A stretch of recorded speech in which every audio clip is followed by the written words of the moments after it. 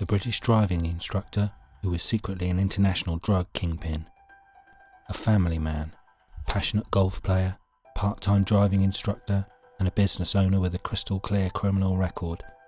Can such a man harbour a dark secret? Evidently, appearances can be deceiving. Initially, everything about him exuded normalcy, until it didn't. Even his family wasn't privy to his double life.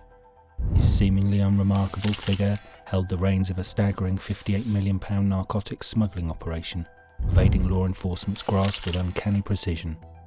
However, it's only a matter of time before the long arm of the law catches up with you. For this highly sophisticated criminal, it was a minuscule error on his part that led to his downfall. Can you imagine deceiving everyone around you, only to be ultimately exposed by your own dash cam? This is the riveting tale of Robert Brooks, by day a driving instructor, and by night the orchestrator of a criminal empire. Join me as I unveil this thrilling saga. How did a small gang pull off a massive narcotic smuggling operation?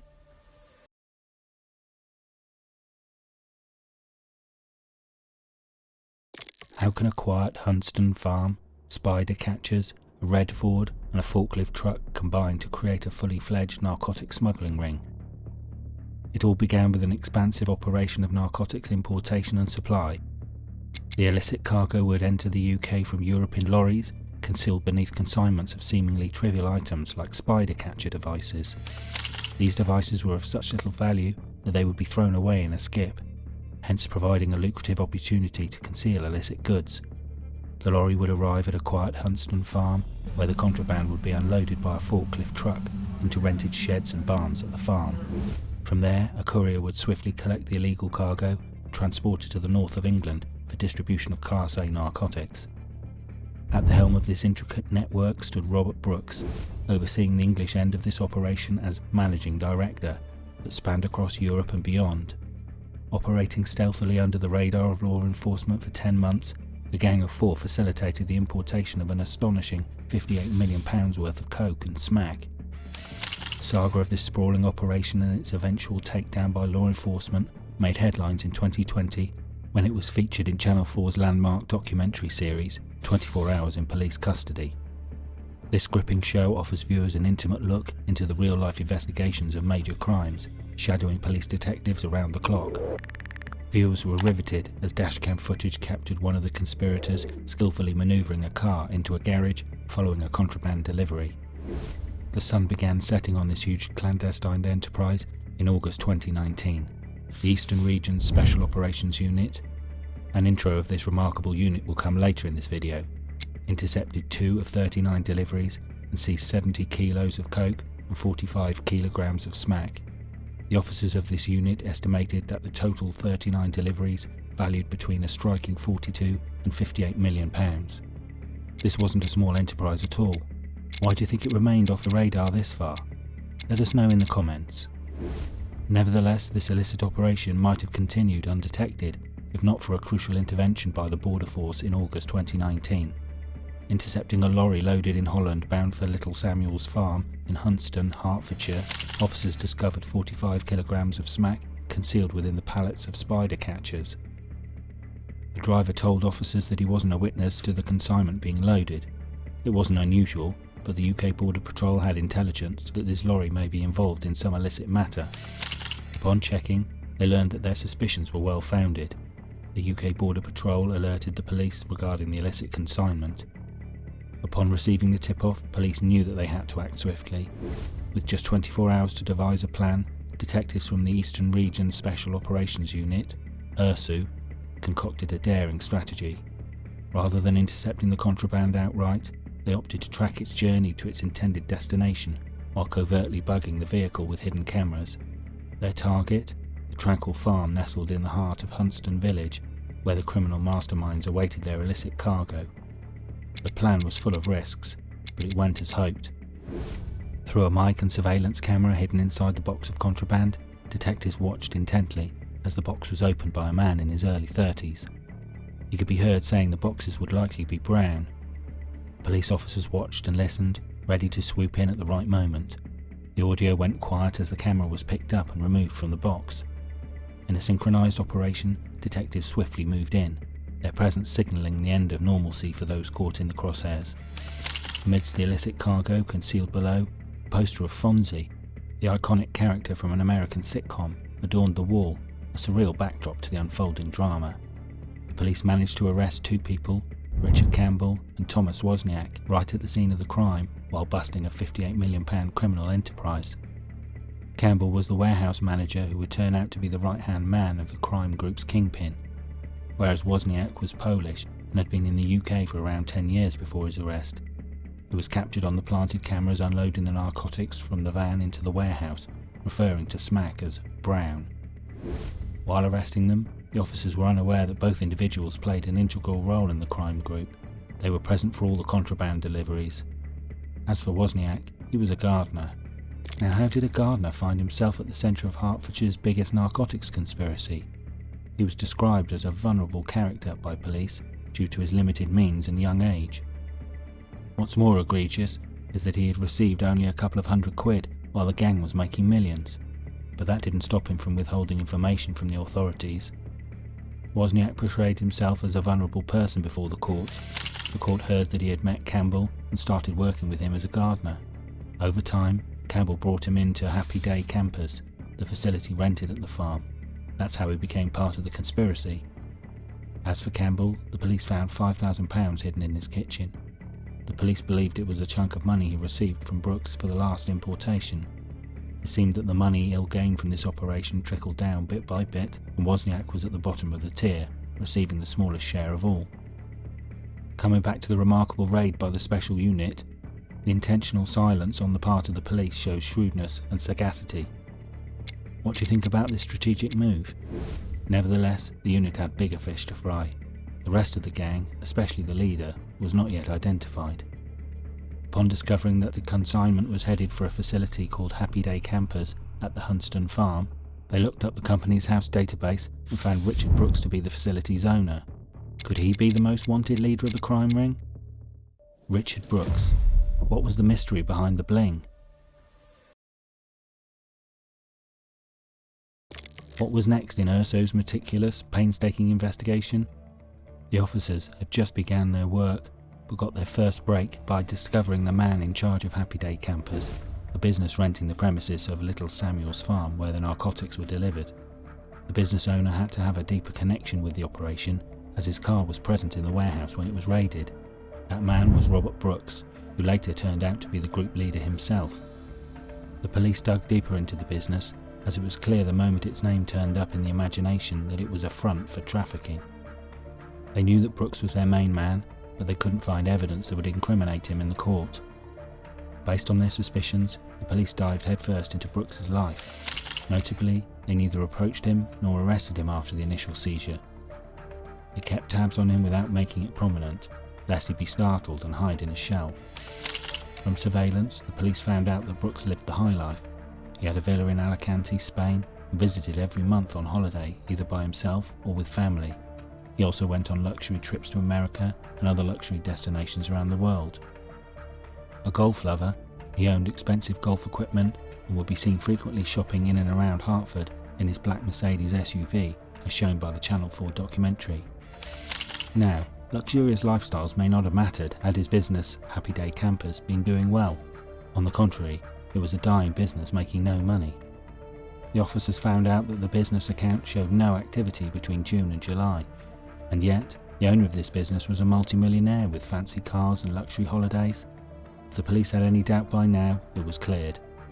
The business ought to be a front for the illicit trade conspiracy. While the police were mulling over these facts, another twist happened.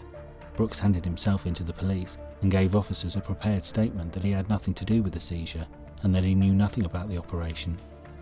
By this time, the officers were desperate to pin the evidence on him enough to put him behind bars. He was frustrating the officers. It showed that he was quite sophisticated in his trade. Jaguar Palace. Who was the man behind the Regal code name?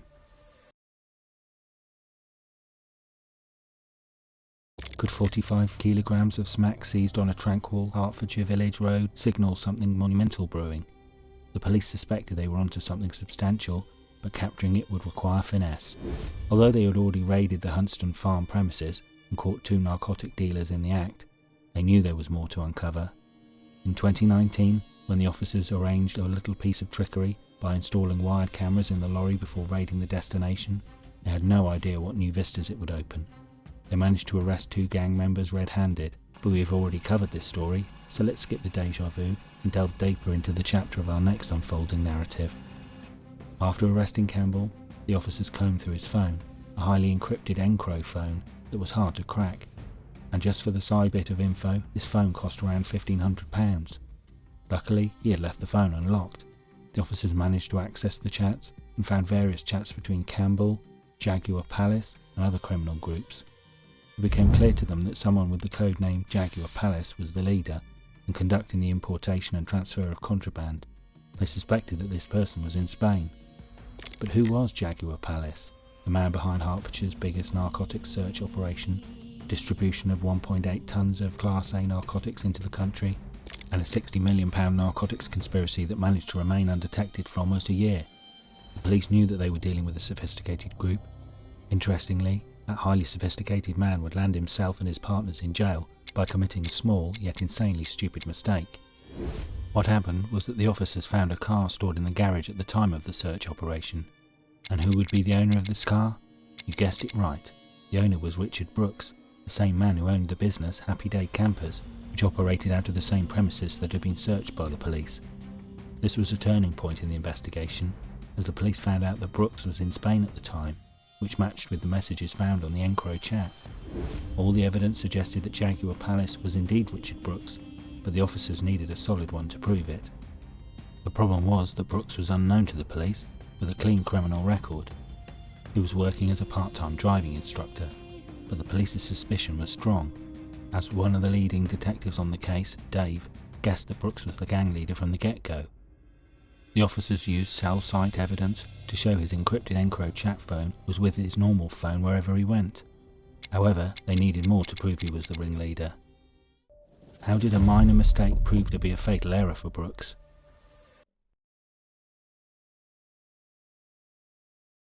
The officers had to be very careful in finding evidence sufficient to put him behind bars. A little mistake could tip him off and jeopardise their case. However, what came as a surprise was Brooks's unwitting assistance in providing detectives with invaluable evidence, a trove of video footage capturing a significant portion of the operation. In his red Ford, which he used for driving lessons, Brooks had installed a dash cam that recorded any movement around it round the clock.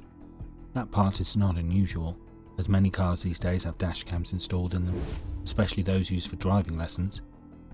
Nevertheless, the dash cam had only one footage which was recorded on the device from August the 14th and 15th, 2019. This discovery piqued the detectives' interest, as the date aligned with one of the illicit delivery dates uncovered through the meticulous examination of the evidence obtained from the intercepted chats and the surveillance of the facility. Ironic, isn't it, that the only activity it recorded was incriminating evidence against its owner. The footage covered a day of contraband being delivered to the warehouse. This footage was gold for the police officers, as it captured both Brooks and the previously unknown fourth member of the gang, Stephen Capp. According to a senior investigating officer from Ursu, known as Dave, speaking to the local publication Hearts Live, the gang had grown complacent, believing they were untouchable. Despite having CCTV installed in the unit, it was non-functional, leaving officers in the dark about the gang's activities. Whether the gang deliberately sabotaged the CCTV remains a mystery. As for the dashcam, it was a major oversight on Brooks's part to have it recording during the contraband pickup. Not only did the camera capture the exchange, but it did so in HD, providing a breakthrough for the investigative unit. That dashcam footage gave us several things. It gave us Cap turning up there after a delivery and collecting commodity, and it also put Brooks in that unit when that happened. But prior to the police uncovering this crucial evidence, Brooks made an unexpected visit to the police station, vehemently denying any involvement in the operation. However, with the discovery of the incriminating footage, his defence in court became increasingly challenging. The police possessed evidence placing him inside the unit at the same time Cap arrived to collect the narcotics resupply. Shortly thereafter, both Cap and Brooks found themselves in police custody, with their arrests occurring within days of each other. Cap was arrested on the M25 in December, with 5 kilos of coke being discovered in his car. That's another interesting and dramatic arrest story. The officers didn't act right away. Instead, they watched Cap come and go from the farm, distributing the contraband to various areas. One day, when Cap was coming back from the farm, the officers, knowing that he would be hiding the contraband in his car, forced to stop his car on the busy motorway. They smashed through the passenger's window and discovered the narcotics from a hidden compartment in the back, while an upset Cap kept saying, "I have messed up. You can catch a glimpse of this real-life drama here." But the drama doesn't end here. Cap knew his way around the legal intricacies. He took care not to reveal any more details about the criminal enterprise or his boss at this point. You can see him responding with a terse no comment to the officers' inquiries. So, you were taken to Luton custody, your vehicle was seized, and it was searched. In the boot of the car, there is a hide. In that hide, there are 5 boxes containing 5 kilos of cocaine. Why is there cocaine in the car you're driving? No comment. Now coming back to the ringleader Brooks, prepared to be astonished by the staggering profits Brooks reaped from his illicit endeavours. According to Hearts Live, Brooks charged various crime groups anywhere from £15,000 to £20,000 for each illicit importation, adjusting his rates depending on the clientele. Encro chat transcripts revealed Campbell cautioning Brooks about pricing himself out of the market. Undoubtedly, Brooks was raking in money hand over fist. When authorities searched his residence, they uncovered over £11,000 in cash. At times, he received 2 deliveries of imported narcotics per week, translating to earnings of £40,000 weekly. However, his life took a dramatic turn for the worse when a pivotal mistake landed him behind bars for 21 years. You can see that after his arrest, he preferred to keep his cards close to his chest. Just like Cap, he refused to share information with the officers. He didn't want to give a statement in the absence of his lawyer. Even following the seizure, law enforcement remained far from distributing the expansive operation or apprehending the culprits. It wasn't until they obtained the dashcam footage that significant progress was made. Through meticulous analysis, they identified Stephen Cap as the courier responsible for transporting narcotics to the north of England. Extracting information from the footage was no simple task, requiring painstaking effort on the part of law enforcement. Hours of mundane footage had to be meticulously reviewed to uncover the crucial 5-minute snippet that provided invaluable. This endeavour was akin to a garbage picker meticulously sifting through trash in search of hidden treasures. Yet, in the end, the dedicated efforts of the Ursu unit yielded the treasure trove that shattered the facade of normalcy and freedom for those involved. The officer told the BBC they were operating at an extremely high level and were well connected in the UK and internationally. They had pulled it off 37 times before, and after every success, maybe they got a bit complacent. If you come to think of it, overlooking the dashcam shows a great deal of complacency on the part of Brooks. He said that Brooks' complacency, stupidity, and lack of attention to detail brought his own downfall. He didn't realise that his dashcam was recording contraband being collected from his business unit on Little Samuel's farm in Hunsdon. I'm still quite shocked Brooks was stupid enough to have it in his car and have it recording when someone picked up the commodity, said the officer. How did Ursu close the lid on Brooks' criminal enterprise?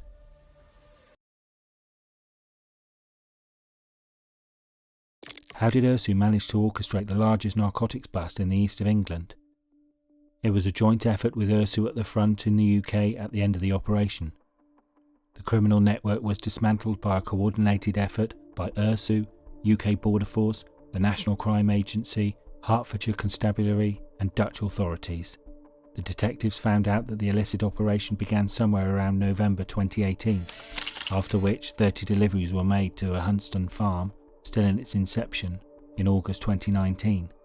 2 deliveries intercepted were conducted by UK and Dutch authorities, amounting 45 kilograms of smack and 70 kilograms of coke. The seized narcotics had a combined wholesale value of between £3 and £4.2 million. The other deliveries contained 350 kilograms of coke and 1,485 kilograms of smack. Moreover, it wasn't only the UK where arrests were made in connection with the narcotics operation. Pieter Manison from Amsterdam was arrested after coke bound for the Hunsdon farm was seized in Holland by the Dutch authorities. He was sentenced to 6 years imprisonment in Holland, a lot less than what Brooks received in the UK, despite having a similar role in his country. Detective Chief Inspector Trevor Davidson from Ursu commented on the incident, stating, "Drugs blight our communities in all manners of ways, driving offending from burglary and antisocial behaviour through to knife crime and other serious violence. Our aim is to focus on the major players involved in narcotics supply and remove their ability to profit off the misery of others, working alongside law enforcement partners locally and internationally. This was a major partnership operation which we are confident has dismantled an organised criminal network responsible for putting tens of millions of pounds worth of drugs onto our streets." Brooks was sentenced to 21 years for importing Class A narcotics. He pleaded guilty to conspiracy to fraudulently evade the prohibition on the importation of Class A narcotics and possession of criminal property. Subsequently, he was jailed in September. He is not eligible for parole until March the 23rd, 2031. While announcing his sentence, Judge Michael K. QC said, "Addiction to heroin and cocaine destroys the lives of hundreds of thousands of people. Those who make money from such misery and degradation of fellow citizens will achieve substantial prison sentence." Cat pleaded guilty to conspiracy to supply narcotics of Class A and possession of such narcotics with intent to supply. He got a sentence of 9 years and 6 months. The others involved in the multi-million-pound operation were Richard Campbell and Thomas Wozniak. Campbell admitted conspiracy to evade the prohibition of Class A narcotics. He got a sentence of 13.5 years. Wozniak participated in the illegal operation by using a forklift truck to unload boxes from a lorry into barns and sheds on the farm. He also pleaded guilty to supply a controlled narcotic of Class A and received a sentence of 6 years and 3 months imprisonment. Court. Do regrets haunt criminals?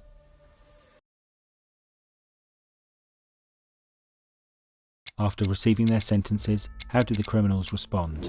As for Brooks, to an outsider, he appeared as an ordinary family man.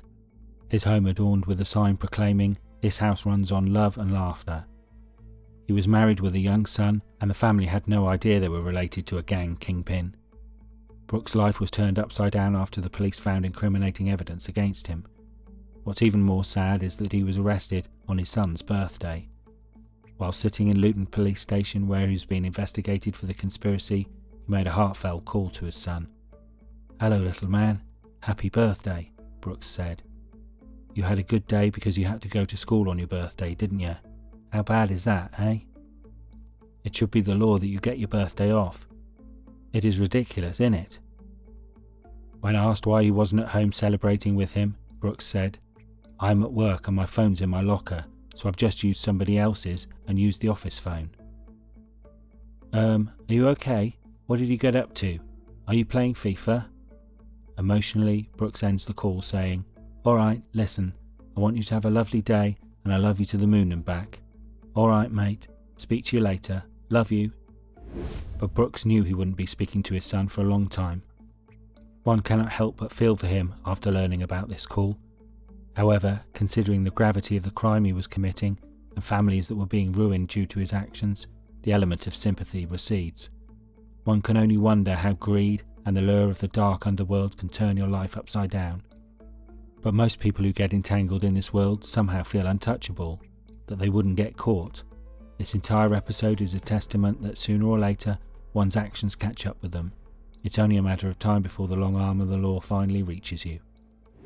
The other gang members also became emotional after their arrest.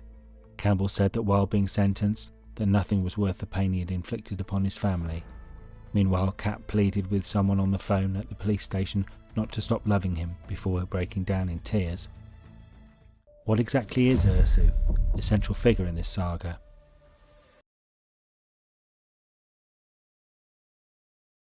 As promised, I'm here with a brief introduction of the remarkable crime unit, Ursu, that made the disruption of this worldwide criminal enterprise possible.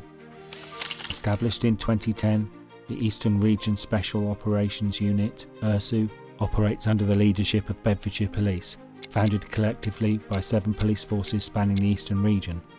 Comprising dedicated police officers and staff drawn from across the region, Ursu serves dual functions: the Regional Organised Crime Unit and Counter-Terrorism Policing. As a regional organised crime unit, Ursu's primary mission is to identify and disrupt organised criminal activities spanning the region. This includes combating a wide spectrum of crimes, from child sexual exploitation and modern slavery to the intricate networks of county drug lines and cybercrime. Additionally, the unit houses an economic crime team, tasked with addressing offences such as fraud and money laundering, utilising cutting-edge Proceeds of Crime Act legislation to ensure that crime does not yield financial benefits. Furthermore, URSU's counter-terrorism policing division plays a vital role in managing and mitigating the threat from terrorism throughout the region.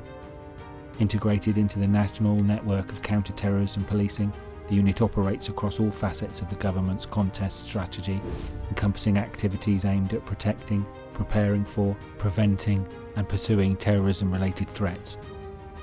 With a significant presence at key transportation hubs like Stansted Airport and various ports across the region, URSU's counter-terrorism policing unit remains vigilant in safeguarding communities against potential terrorist activities.